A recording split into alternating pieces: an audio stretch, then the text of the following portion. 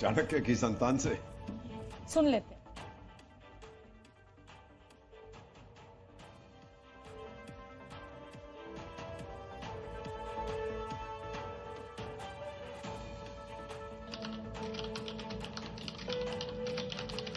ये सिर्फ आपको तस्वीरें अभी दिख रही हैं, अभी बोलना शुरू करेंगे विदेश सचिव आपके सामने बैठे हुए हैं।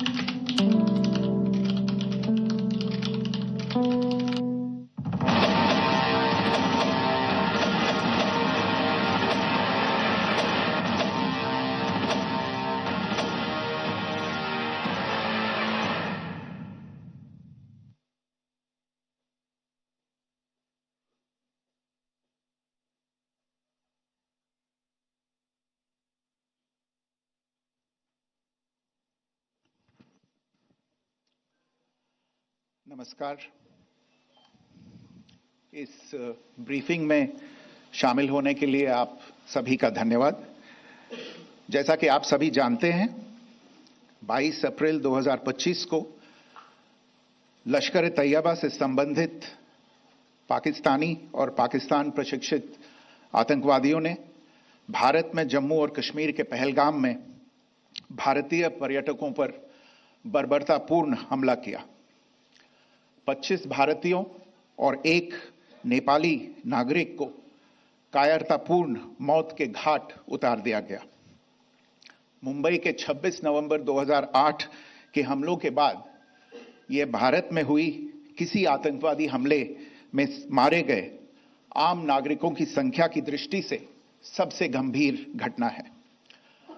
पहलगाम का हमला अत्यधिक बर्बरतापूर्ण था, जिसमें वहां मौजूद लोगों को करीब से और उनके परिवारों के सामने सिर पर गोली मारी गई।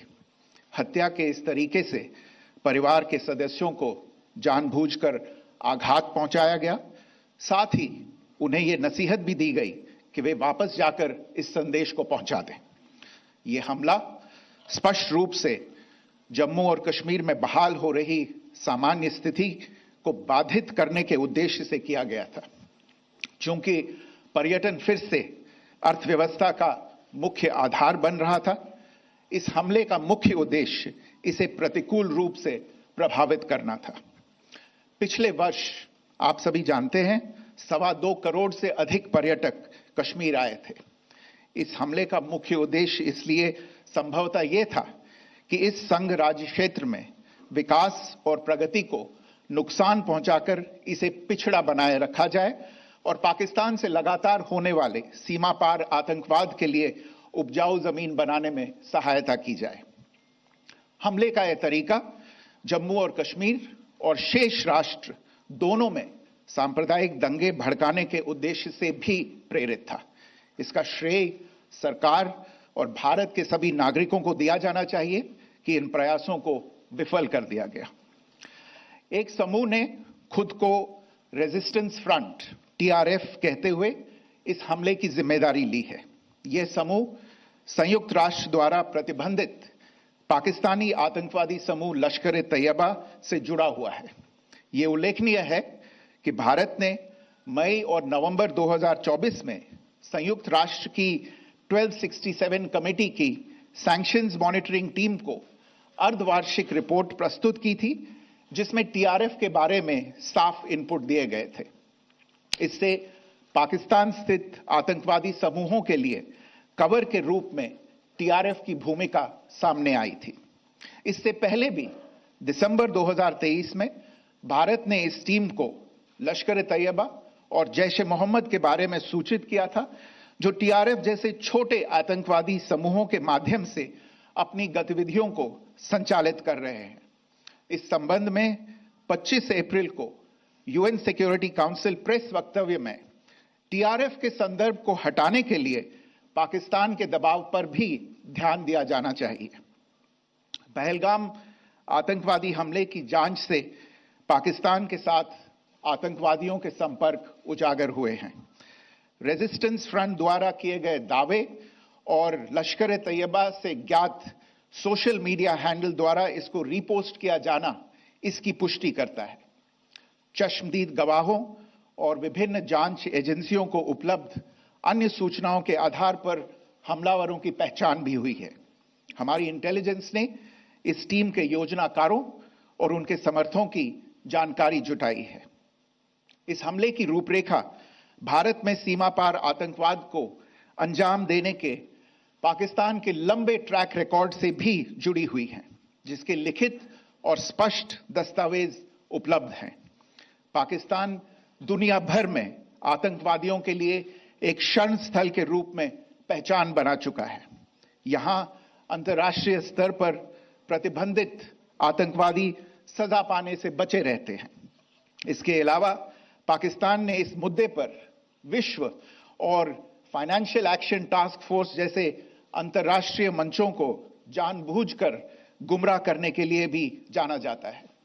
साजिद मीर का मामला, जिसमें इस आतंकवादी को पाकिस्तान ने मृत घोषित कर दिया था और फिर अंतर्राष्ट्रीय दबाव के परिणाम स्वरूप वो जीवित पाया गया, इसका सबसे स्पष्ट उदाहरण है। यह स्वाभाविक है कि पहलगाम में हुए इस हमले से जम्मू और कश्मीर के साथ साथ भारत के अन्य भागों में भी आक्रोश देखा गया।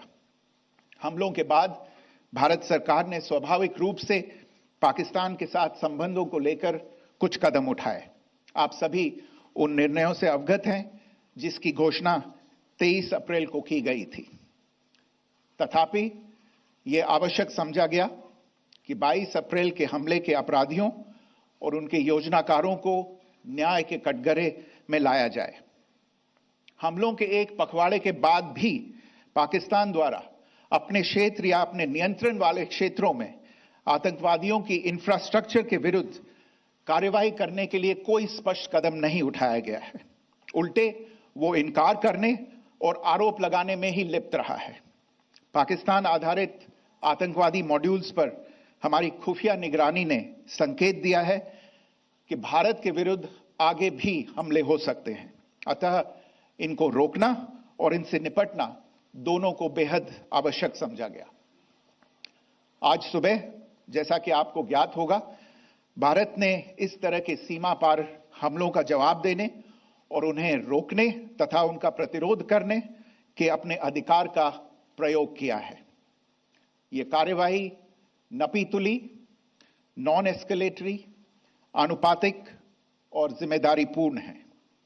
यह आतंकवाद की इंफ्रास्ट्रक्चर को समाप्त करने और भारत में भेजे जाने वाले संभावित आतंकवादियों को अक्षम बनाने पर केंद्रित है।